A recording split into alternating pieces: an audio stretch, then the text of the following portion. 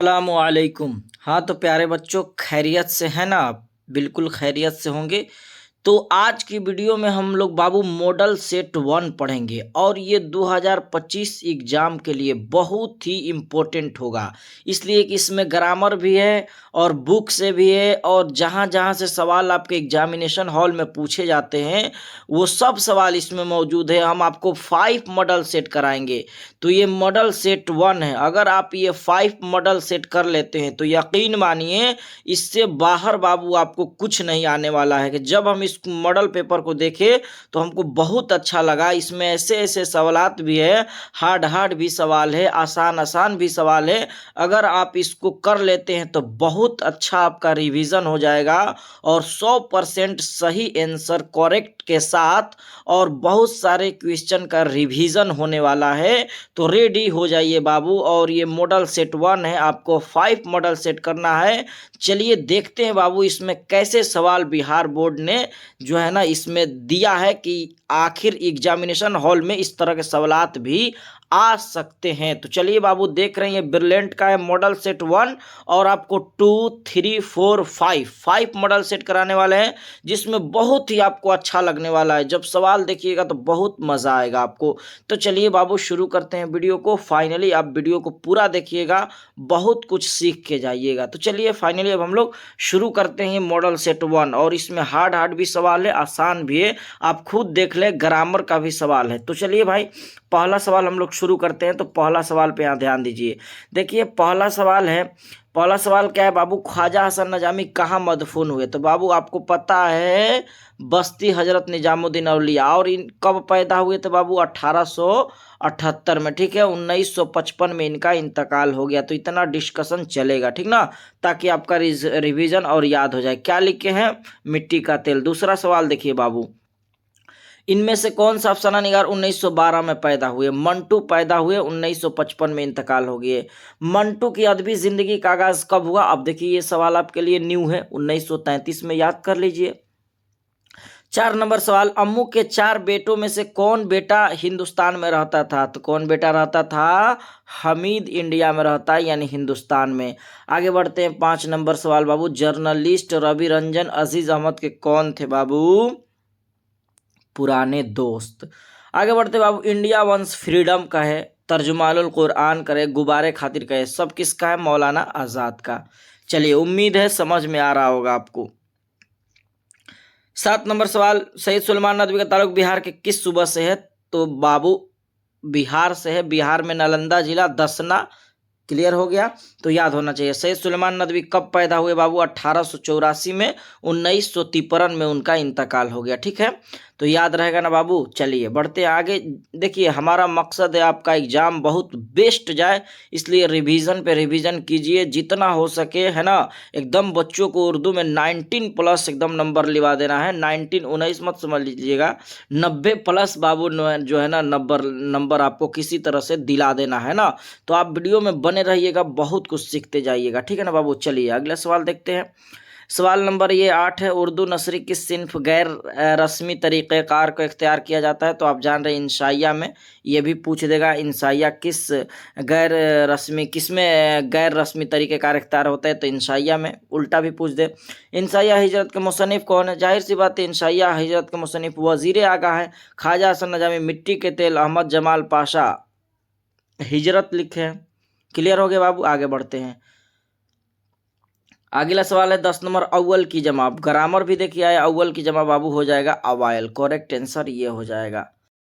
आगे बढ़ते हैं बाबू, सवाल नंबर 11 की तरफ बढ़ते हैं। सवाल नंबर 11, शादाब का मुतरादिफ क्या हुआ? शादाब सरसब्ज शदाब है ना, सरसब्ज। तो ये हो जाएगा बाबू हक की जिद बाबू, बातिल हो जाएगा बी। बातिल नहीं, बातिल।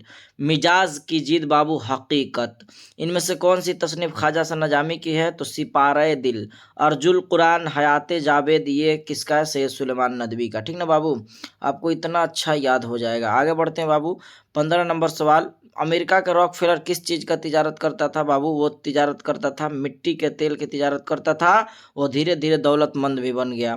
सैयद सुलेमान नदवी आला तालीम के लिए कहाँ हासिल किए? तो आला तालीम हासिल किए बाबू वो किए थे नदवतुल उलमा लखनऊ में। और करेक्ट आंसर यही हो जाएगा बाबू। ठीक ना। चलिए आगे बढ़ते हैं। सवाल नंबर ये है, सैयद सुलेमान नदवी किस यूनिवर्सिटी में डीएलएड के एजाजी डिग्री नवाजा गए? तो बाबू अलीगढ़ मुस्लिम यूनिवर्सिटी में, ठीक ना। इनमें से सैयद सुलेमान नदवी किसकी तसनीफ है? सैयद सुलेमान नदवी का जो है तसनीफ बाबू हो जाएगा नुकूश सुलेमानी। हयाते जावेद रहता, सीरत आयशा रहता है ना, ये सब आपको याद है ना। सीरत के मौजू से पर सैयद सुलेमान नदवी कौन सी किताब है? तो बाबू सीरत के नाम पे रहमत आलम है ना। वजीर आगा किस मौजू पर पीएचडी किया? तो बाबू किस मौजू पर किया? तो करेक्ट आंसर बाबू हो जाएगा तंजो मज़ाह।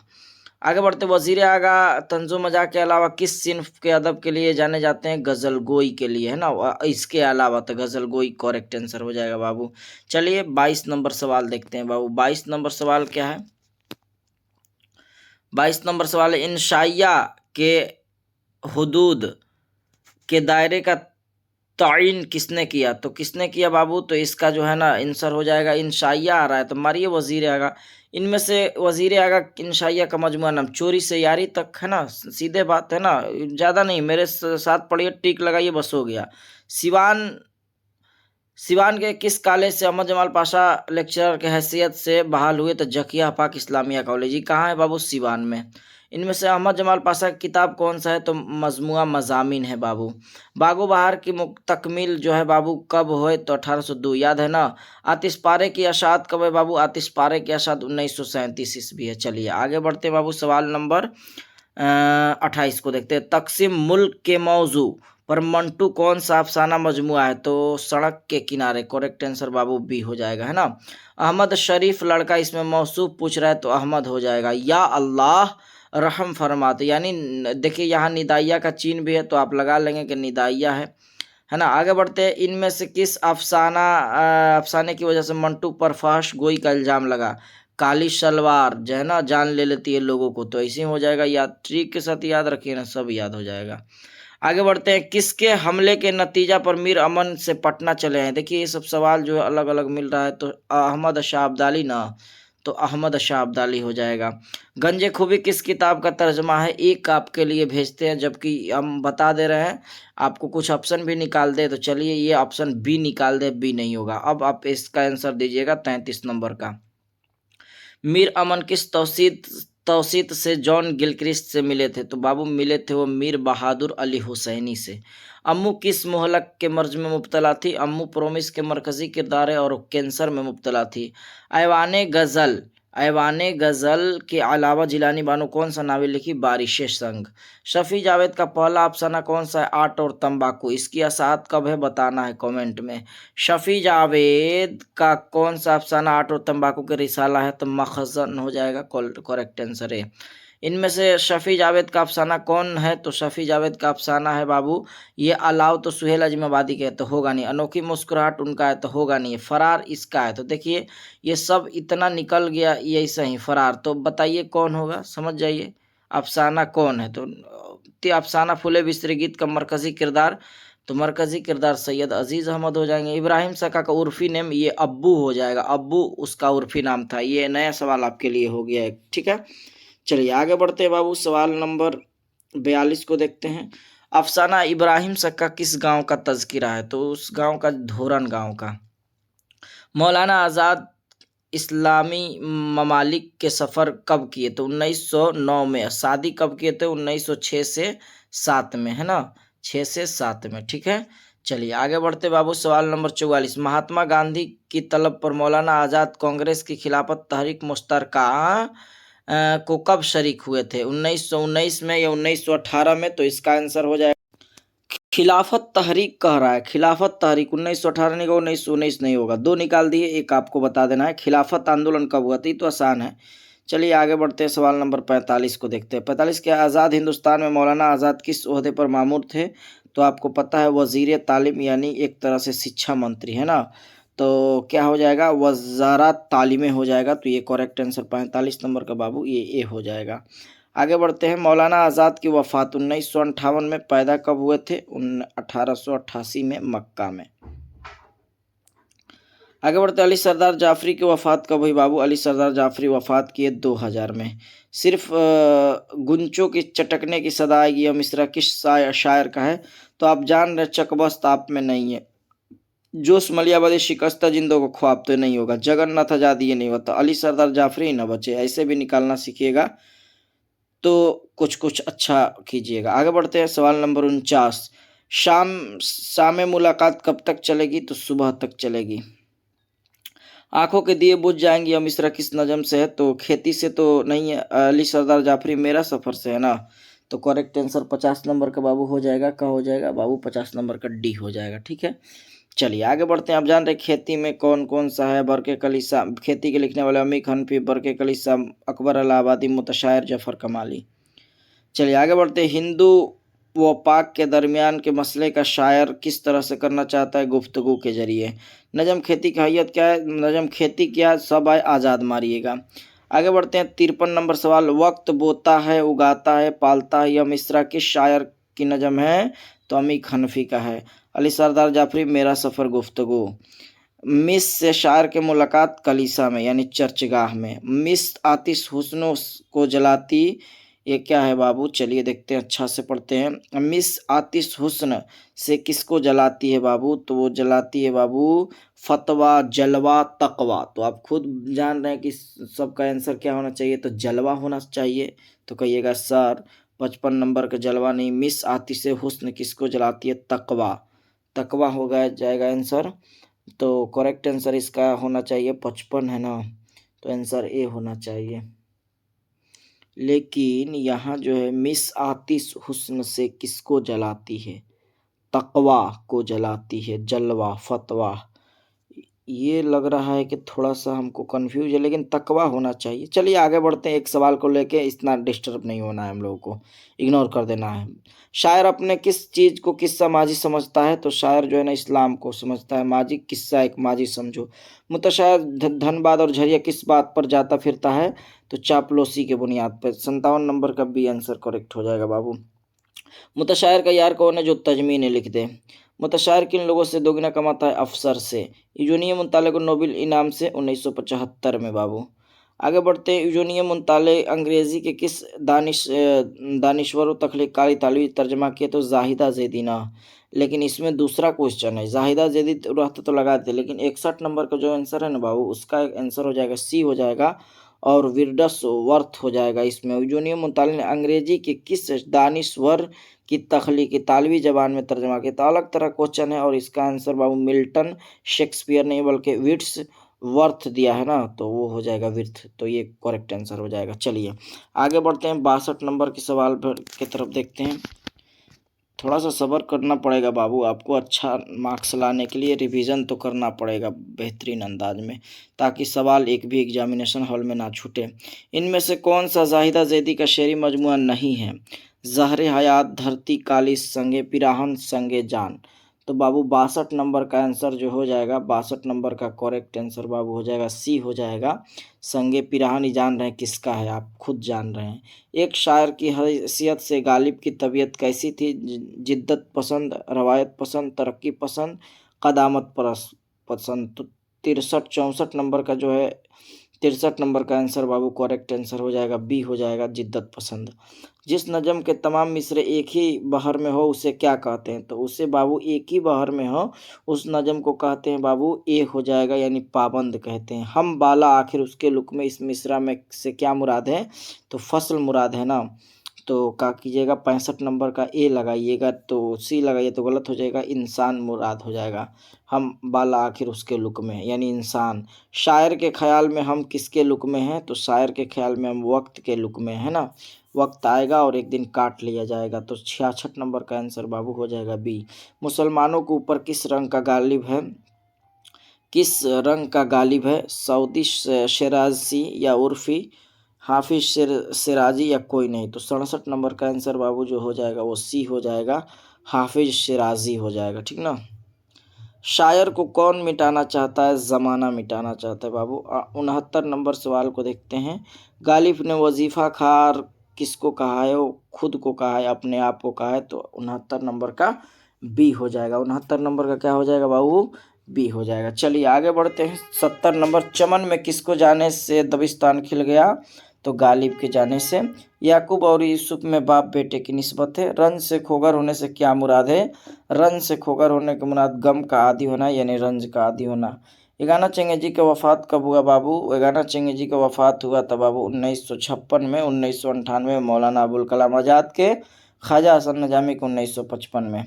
यगाना चंगेजी की किसी एक शेरी मजमुआ का नाम बताइए। संगे पिराहन तो होगा नहीं, नश्तरे यास, यास तो है, माहे तमाम, लेकिन ये किसी और चीज़ का पूछा जा रहा है, इसीलिए 74 नंबर का जो आंसर होगा वो बाबू बी हो जाएगा, नश्तरे यास। मजमुआ आयाते व जुदानी के शायर कौन है? तो इसका हो जाएगा 75 नंबर का बाबू आंसर हो जाएगा, डी हो जाएगा, यहाँ से गाना चंगेजी का है। शेरी शोरा लखनऊ के साथ गाना के चश्मक की क्या वजह थी? तो ये सब सवाल पूछा तो नहीं जाएगा, लेकिन दे दिया है इतना हार्ड हार्ड, तो बस ध्यान रखिएगा। 76 नंबर का आंसर हो जाएगा बी, अनानियत पसंदी। ठीक है, इनमें से किस पैरवी मीर के लिए नहीं जाना जाता है?